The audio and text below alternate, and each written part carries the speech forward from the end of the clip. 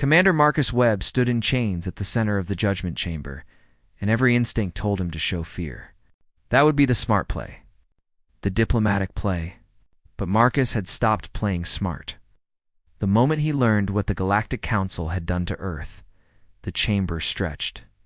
Above him, like the inside of a hollow mountain, carved from a single asteroid that orbited the galaxy's core, 300 alien species filled the tiered seats, creating a nightmare gallery of forms that human evolution had never imagined. Crystalline beings that hummed with inner light, floating gas clouds with visible neural networks, creatures with too many limbs, too many eyes, too many ways to kill. All of them stared at the human in chains. High Chancellor Vorin sat on the highest tier, his massive crystalline body refracting the chamber's light into razor-sharp rainbows. When he spoke, his voice shattered through the air like breaking glass. You claim to represent Earth, but Earth died 500 years ago. The star system was quarantined after the plague. The space was marked forbidden. Yet here you stand, human, demanding an audience with lies on your lips. Marcus smiled, and it was not a friendly expression. I do not claim to represent Earth, Chancellor. I represent the Terran Coalition. 47 colony worlds, 16 million warships, and 8 billion very angry humans who just discovered what you did to our homeworld. The chamber erupted into chaos 3 days earlier. Marcus had been standing on the bridge of the TSS Endeavor, humanity's first diplomatic vessel to enter galactic space in 5 centuries. Captain Alina Reeves had commanded the mission with the kind of careful optimism that came from years of planning. They were returning to the galaxy, ready to reconnect with the civilizations their ancestors had left behind. Contact with Way Station Outpost 7 confirmed, the communications officer had announced. They are responding to our hail. Alina had straightened her uniform, prepared for this historic moment. Open a channel. The face that appeared on the screen belonged to a creature that looked like a mantis crossed with a wolf, its compound eyes fixed on Alina with an expression that might have been shock. This is Station Commander Breck. Identify yourselves immediately. This is Captain Alina Reeves of the Terran Coalition. We come in peace, seeking to establish diplomatic relations with the galactic community. The silence that followed lasted too long. Then Breck's mandibles clicked rapidly, a sign of distress in his species. Terran, as in ... human? From Earth? Our ancestors came from Earth. Yes, we are the colonial fleet that left during the Great Silence. We have spent 5 centuries building our civilization in the Outer Rim. Now we wish to return home and rejoin the galaxy. Breck's entire body seemed to tremble. This is impossible. Humans are extinct. Earth was destroyed. You must be imposters. Pirates wearing stolen genetics. Alina's expression had hardened. I assure you, Commander, we are quite real. And we would very much like to know what you mean by Earth being destroyed. The meeting that followed had been tense. Breck insisted on security protocols, weapon scans, and genetic verification. When the tests confirmed the crew was genuinely human, the station commander's confusion turned to something darker. Fear, perhaps, or guilt. The records are clear, Breck had said, pulling up holographic files. 500 years ago, Earth suffered a catastrophic plague. The infection spread too quickly for containment. The Galactic Council made the difficult decision to quarantine the system. When Earth's sun began exhibiting dangerous radiation spikes, the Council enacted Protocol Mercy. They helped evacuate any survivors and then sealed the system permanently. Marcus had been standing beside Alina during that briefing, and he remembered the cold fury that had settled into his bones. We never had a plague. Our people left because of solar instability? Yes, but there was no disease. And we lost contact with Earth, assumed the homeworld was destroyed by the stellar changes. Are you telling us the Council quarantined our planet? The records show it was necessary. Humanitarian. The alternative was watching your species die, slowly from plague and radiation. Show us these records, Alina had demanded. What they saw made no sense. Official documents detailed a plague that humanity had no historical record of experiencing. Sensor data showed Earth's sun collapsing into early red giant phase. Authorization codes from the Council approved the quarantine and evacuation. But Marcus knew something was wrong. The dates did not match. The evacuation records showed far fewer survivors than the colonial fleet manifests documented. And most damning, a stealth probe the Terran Coalition had sent into Earth's system just weeks earlier had shown something impossible. Earth's sun was stable, healthy, normal. Someone had been lying for 500 years. The confrontation escalated quickly after that. Station security attempted to detain the human delegation, claiming they needed further verification. Alina had tried diplomatic channels requesting an audience with the Galactic Council to clear up the obvious errors in the records. The Council's response had been immediate and harsh.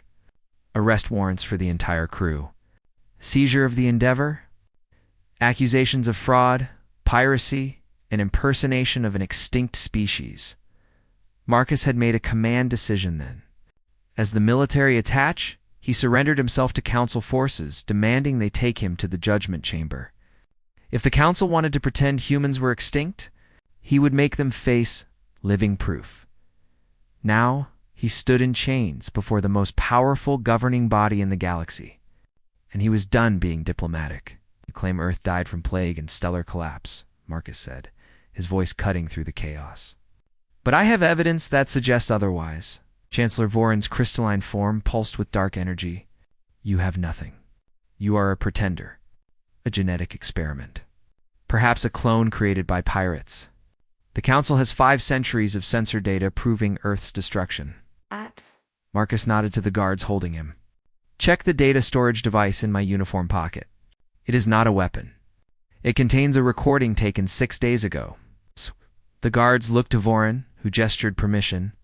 They retrieved a small metallic disc and inserted it into the chamber's holographic projector. The image that appeared above Marcus showed Earth's solar system. The sun burned steady and yellow. Planets orbited in perfect mathematical harmony. And there, third from the sun, was Earth. Clouds swirled in familiar patterns. Oceans reflected starlight. The planet was not just alive. It was thriving. The chamber fell silent. "That recording is impossible," Voron said, but his voice lacked certainty.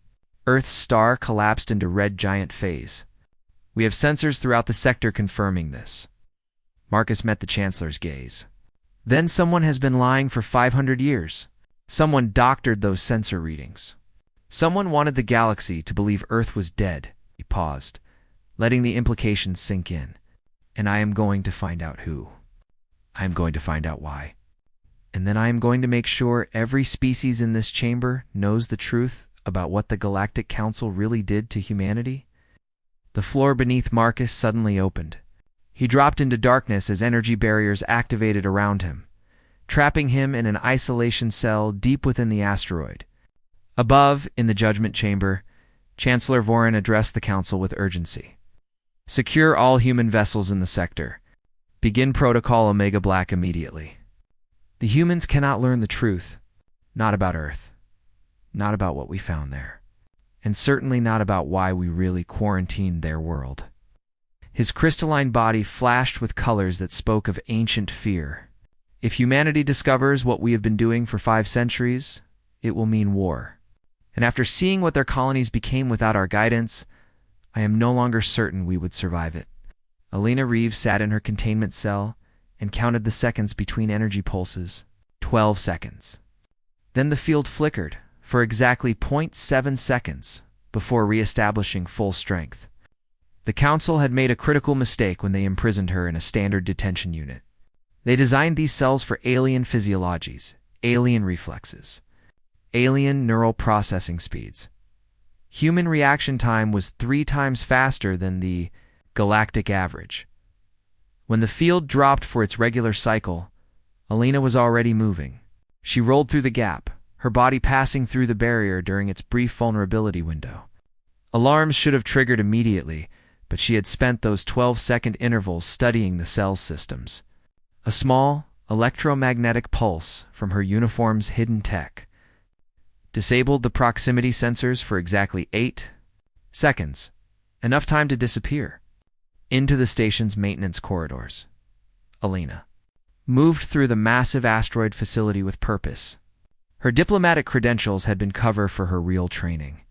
Terran intelligence had spent decades preparing for recontact with galactic civilization.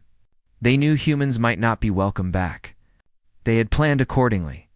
The station's layout became clear as she navigated deeper. This was not just a council chamber. It was the galaxy's central repository, a vast library containing records from every member civilization. If the truth about Earth existed anywhere, it would be here. Meanwhile, 5 levels below, Marcus used his isolation cell's communication array in ways the Council had not anticipated. Human encryption protocols had evolved independently for 5 centuries. The galaxy's security systems could not detect his signal as it bounced third. The station's network to reach the human fleet waiting at the system's edge. Admiral Victoria Cross received his transmission aboard the flagship Retribution.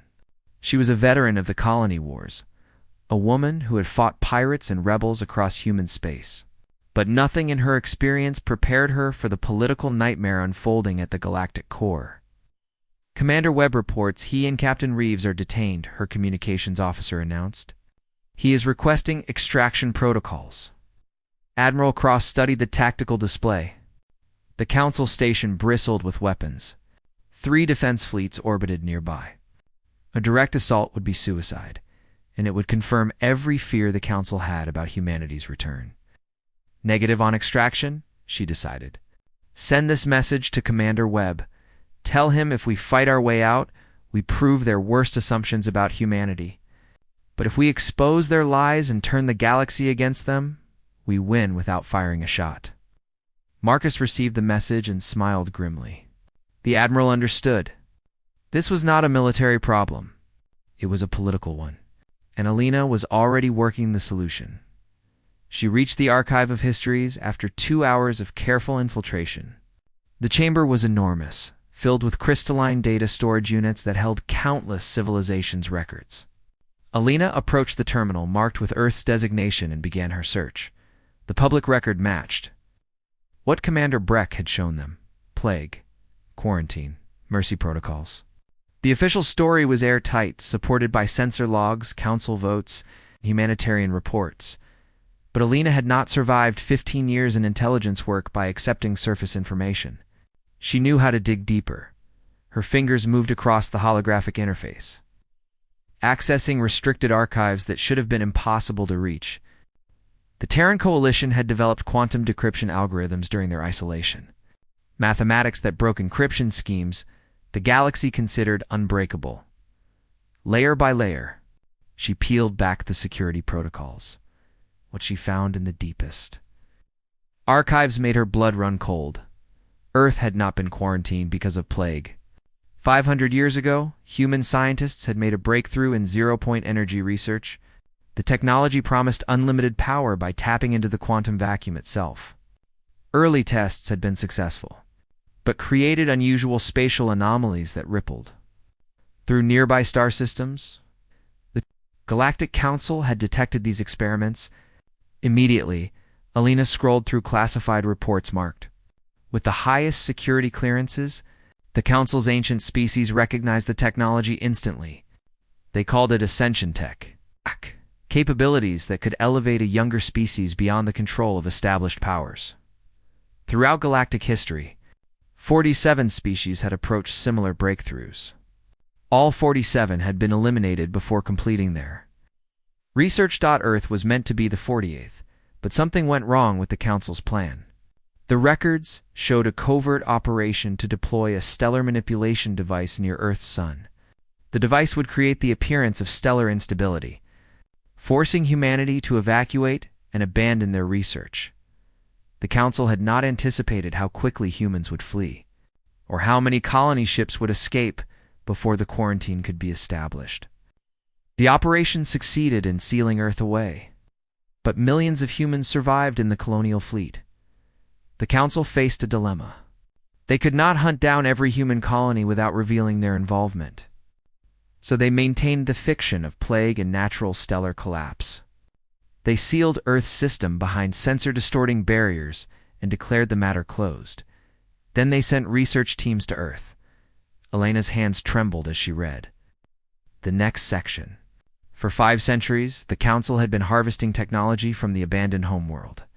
Every major galactic advancement in power generation, computational systems, and spatial manipulation came from stolen human innovations. Earth had not been destroyed. It had been turned into the Council's private research laboratory.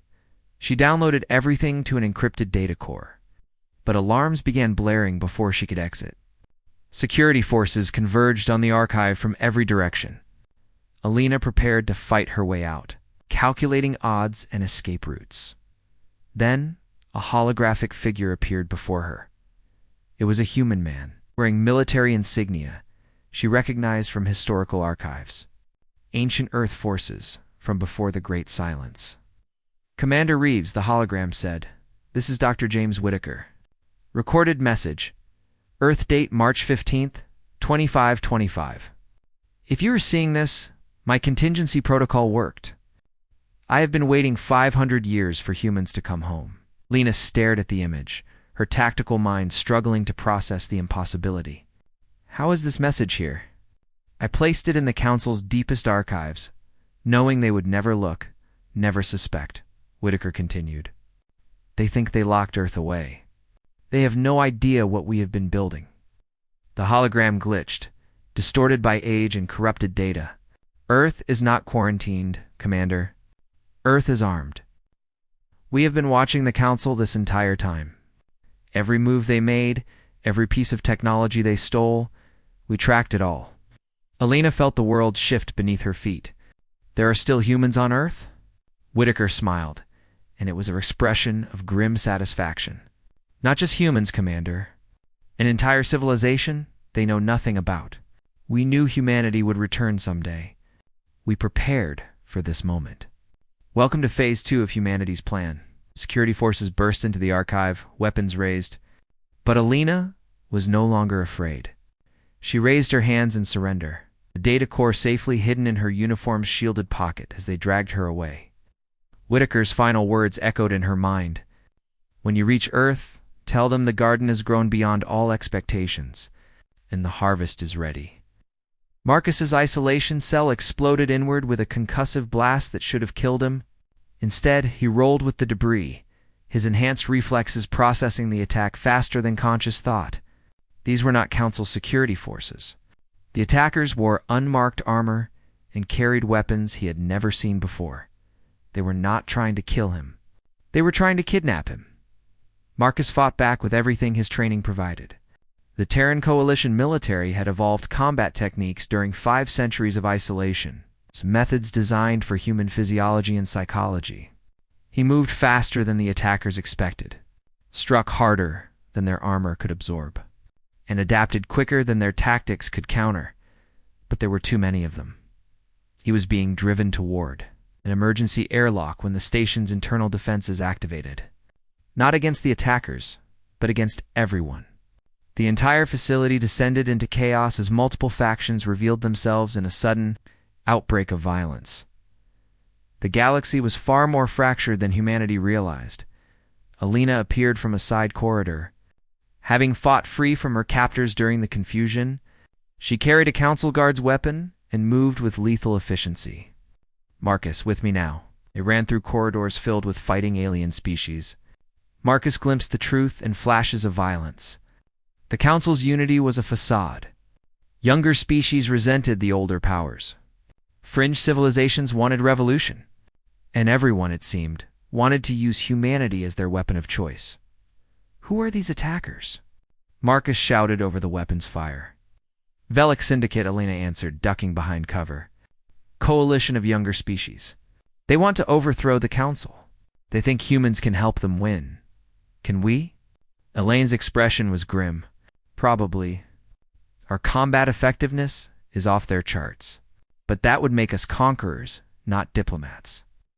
They fought their way to a communications hub, where Elena contacted Admiral Cross. The Admiral's face appeared on the screen. relief evident in her features. "Captain Reeves, Commander Webb, good to see you alive. I have received your data transmission. The entire fleet now knows the truth about Earth." "What are your orders, Admiral?" Marcus asked. "We are going to Earth. The Council thinks they sealed our homeworld away. But if Dr. Whitaker's message is genuine, there are humans there who need to know their cousins have returned." Admiral Croce outlined the plan. A small stealth team would take a cloaked ship through the barrier around Earth's system. If they found humans alive on the homeworld, they would make contact and learn the truth of what happened during 5 centuries of isolation. Marcus, Elena, and Pilot Lieutenant Thomas Drake were assigned to the mission. Getting off the Council station proved easier than expected. The factional fighting had spread throughout the facility. Multiple species were attempting their own coups and revolutions. The Council's authority was crumbling in real time. No one paid attention to 3 humans stealing a small courier vessel. The journey to Earth's system took 4 days at maximum speed. As they approached the quarantine barrier, sensors showed what the rest of the galaxy saw: a dead system, radiation storms, and a collapsed star in early red giant phase. "It is an illusion," Elena said, studying the readings. "A sophisticated sensor distortion field. Anyone scanning from outside sees exactly what the Council wants them to see. Can we get through?" Drake asked from the pilot's seat. "Our ship's stealth systems use quantum principles the galaxy has not discovered yet," Elena explained. "The barrier will not detect us because it is not looking for technology that should not exist." They slipped through the bar. We are like shadows passing through fog. On the other side, Earth's system spread before them in impossible glory. The sun burned yellow and healthy. Planets orbited in perfect harmony. And Earth, their ancestral home, was not just alive. It was transformed. Massive orbital structures surrounded the planet in geometric patterns that hurt to look at directly. A fleet of ships, clearly human in design, but unlike anything the colonies had built, moved in perfect synchronized formation. Energy readings spiked beyond what their sensors could measure. "Now, what did they build?" Drake whispered. Before anyone could answer, proximity alarms blared. An Earth defense vessel appeared beside them, somehow detecting their cloaked ship despite its stealth technology. The communication channel opened. Ash! And a woman's face appeared. She wore a uniform that blended military precision with artistic design, and her eyes held an intelligence that seemed to perceive more than should be possible. A Terran Coalition vessel. "This is Captain Rachel Stone of the Earth Defense Force. We have been tracking your approach since you entered the outer system. Welcome home, cousins, from the stars. Though we hoped you would return before the galaxy discovered what we have become." Marcus found his voice first. "Captain Stone, we are representatives of the colonial fleet. We thought Earth was dead. We thought humanity's homeworld was lost." Rachel's smile was knowing and slightly sad. "Earth has been very much alive, Commander. The Council quarantined us to steal our technology and eliminate our potential. They did not realize they gave us the greatest gift possible, time to develop without interference." "What do you mean?" Elena asked, though part of her already knew the answer. "We have had 500 years to advance without galactic oversight," Rachel explained. 500 years to experiment, to push boundaries, to discover what humanity can truly become when given freedom to evolve. The screen behind her showed images of Earth's surface. Cities that blended organic architecture with impossible technology. Energy systems that seemed to generate power from nothing. And people, millions of people, living lives that appeared both utterly human and incomprehensibly advanced. "The Council feared we would discover ascension technology," Rachel continued. "They were absolutely right to be afraid. We spent 5 centuries unlocking what humans can truly become. And now that you have opened the door by returning to galactic space, it is time to show the Council why they should never have caged us." She transmitted coordinates. "Land at New Geneva. Dr. Whitaker is waiting to meet you. He has been preparing for this day since the quarantine began, and he has much to show you about what Earth has achieved." As the communication ended, leaving the 3 humans staring at each other in stunned silence. "Well," Drake finally said, I guess we're going to find out what happens when humanity has 5 centuries to evolve without anyone watching. Marcus looked at the planet below. Where their species had been born so long ago, I have a feeling we are not going to like all the answers. Alina nodded slowly, her tactical mind already running scenarios. The question is not what Earth became. The question is what they plan to do now that we have reunited them with the galaxy. The ship descended toward the planet, toward answers that would change everything humanity thought they knew about them. Sylvania, Geneva should not exist. Marcus knew Earth's geography from historical records, and no city had ever stood in this location. Yet here, it sprawled across a valley that seemed to shift between locations. Buildings that existed in multiple states simultaneously.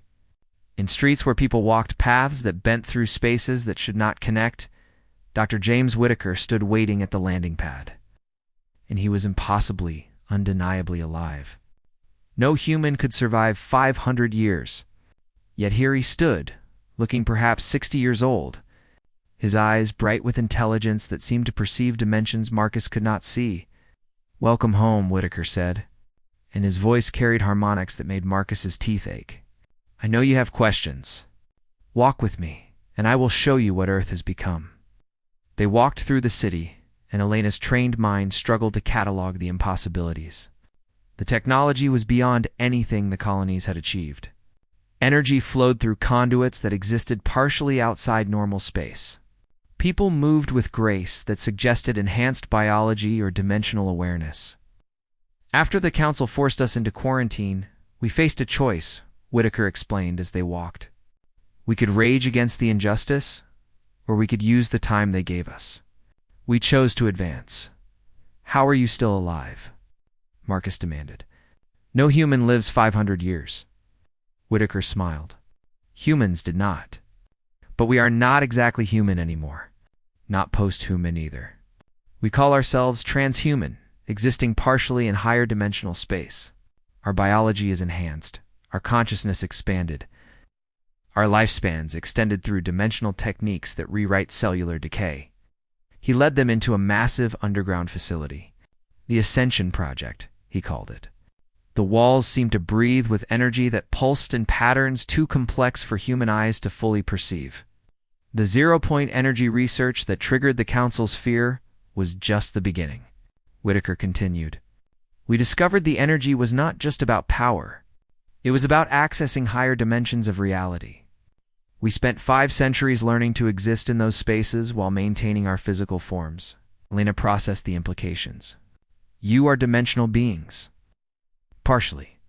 We exist in normal space, but can perceive and manipulate higher dimensions. It gives us abilities that seem like magic to species bound to 3 spatial dimensions. Energy manipulation, enhanced cognition, limited precognition, even the ability to affect probability fields." "What is the cost?" Elena asked. "Because there was always a cost." Whittaker's expression darkened. "We cannot leave Earth's dimensional field without extensive preparation and dimensional anchors. This planet became both our paradise and our prison. We achieved wonders, but we are trapped here unless we expand our dimensional infrastructure." Marcus understood then. The Council knew this would happen. They have done this before, 47 times throughout galactic history, Whittaker confirmed. Every species that approached ascension technology was eliminated before completing the process. The Council is not a democratic body. It is a control mechanism created by the oldest species to prevent younger races from surpassing them. Pulled up holographic records. Ancient files showing species after species reaching for transcendence, only to be destroyed by the Council's covert operations. Earth was meant to be the 48th extinction, Whittaker said. But humanity's sudden evacuation disrupted their timeline. They implemented the quarantine, hoping humans would forget about Earth over the centuries. They never imagined we would complete the ascension process while sealed away. A priority alert interrupted them. Admiral Cross appeared on a communication screen, her expression urgent. "Team, we have a situation. The Council fleet has arrived at Earth's system. Over 10,000 warships. High Chancellor Vorin is transmitting an ultimatum." Vorin's crystalline face filled the screen. "Attention, Earth. You have 1 hour to power down all dimensional technology and surrender your research. Failure to comply will result in complete sterilization of your planet. The Council will not allow Ascension technology to threaten galactic stability. Marcus turned to Whitaker. Can we fight them? The colonial fleet, combined with Earth's technology? We could win, Whitaker admitted. But that would make us the aggressors. The Council wants us to fight. They want us to become the threat they have been warning the galaxy about. Then they can justify destroying us and maintain their narrative of protecting civilization. Alina saw the deeper game. They need us to be monsters. If we are victims defending ourselves, if we expose their lies while showing restraint, the entire galaxy turns against them. Whitaker smiled, and it was not a kind expression. Exactly. Which is why we have been broadcasting everything since you entered the system. Every conversation, every revelation, every truth about what the Council did to Earth, we have been transmitting through your ship's communication systems directly to every receiver in the galaxy. Marcus felt a chill run through him. The galaxy is watching this. Every species, every world, every individual with access to galactic communications knows what the Council did to us, knows about the technology they stole, knows about the 47 species they eliminated to maintain their power. Whitaker turned to face them fully, and his eyes held determination 5 centuries in the making. Chancellor Vorin has a choice to make, and he must make it in front of the entire galaxy. He can choose wisdom and begin negotiations, or he can attack Earth and prove every accusation against the Council is true. On the screen, they watched the Council fleet power weapons and began targeting Earth's defensive satellites. Vorin's voice came through cold and final. You were warned. The Council protects the galaxy from species too dangerous to control. Your extinction begins now. Missiles launched from the fleet, thousands of them, enough firepower to crack a planet's crust. They streaked toward Earth's defensive grid with murderous intent, and then they stopped, not destroyed, not intercepted, simply frozen in space, as if time itself had paused around them.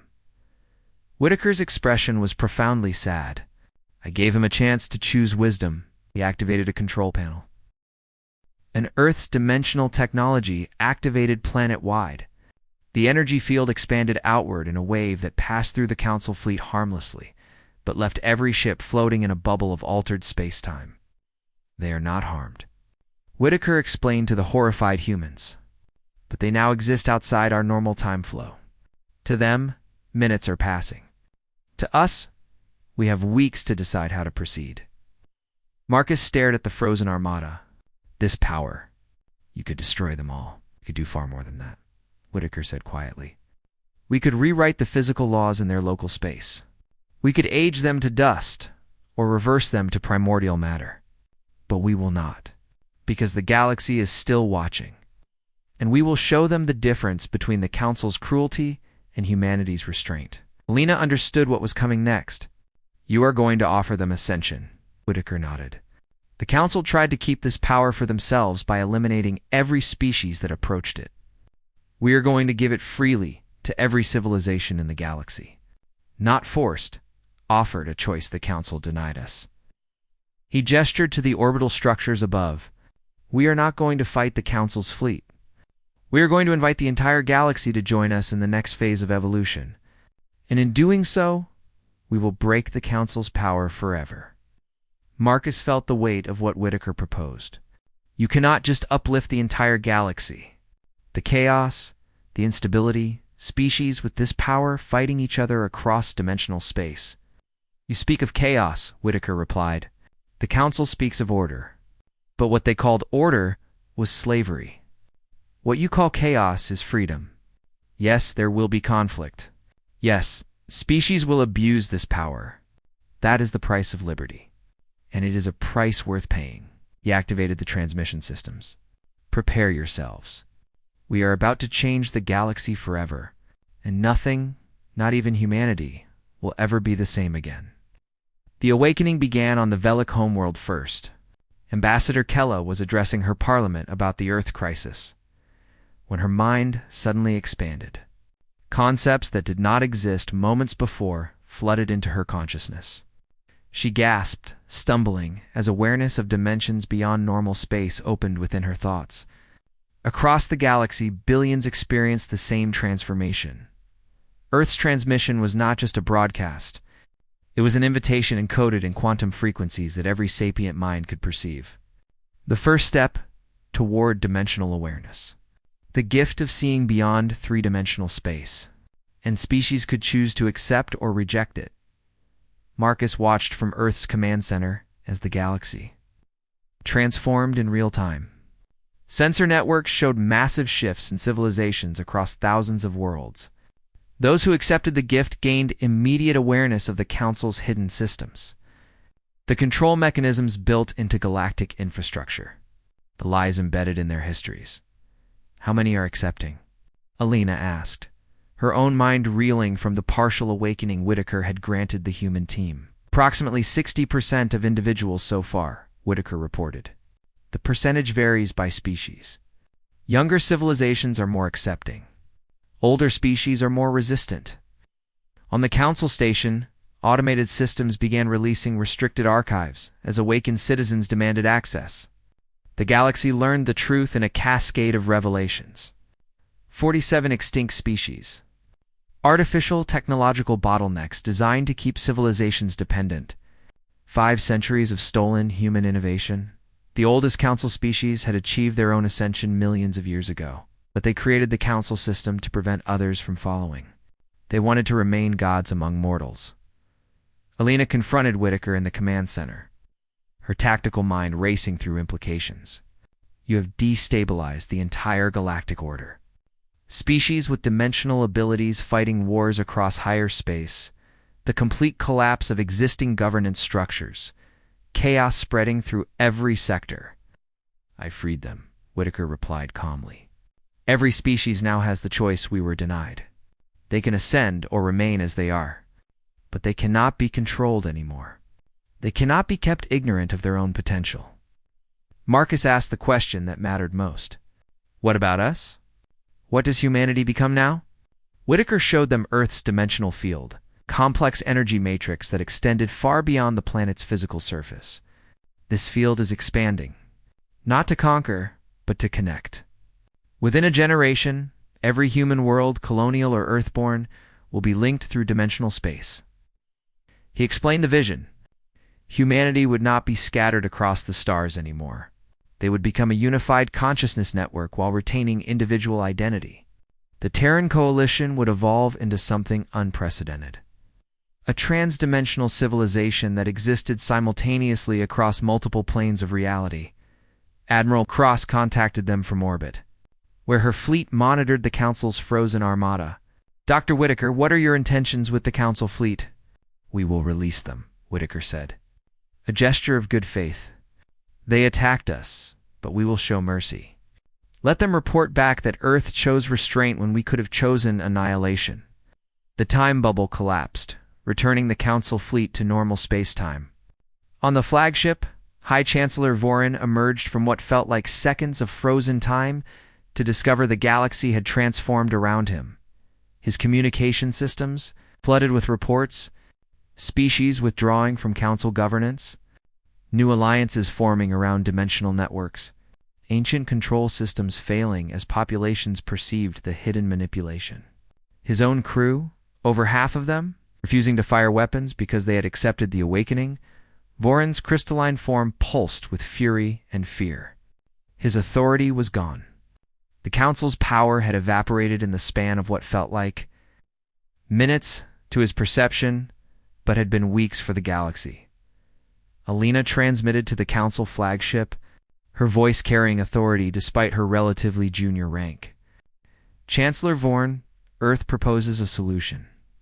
We call it the New Compact. She outlined the framework. Earth would share ascension technology freely, but with safeguards to prevent abuse. Humanity would help establish a true democratic galactic forum where all species participated as equals. The old Council species could join this new system or fade into historical irrelevance.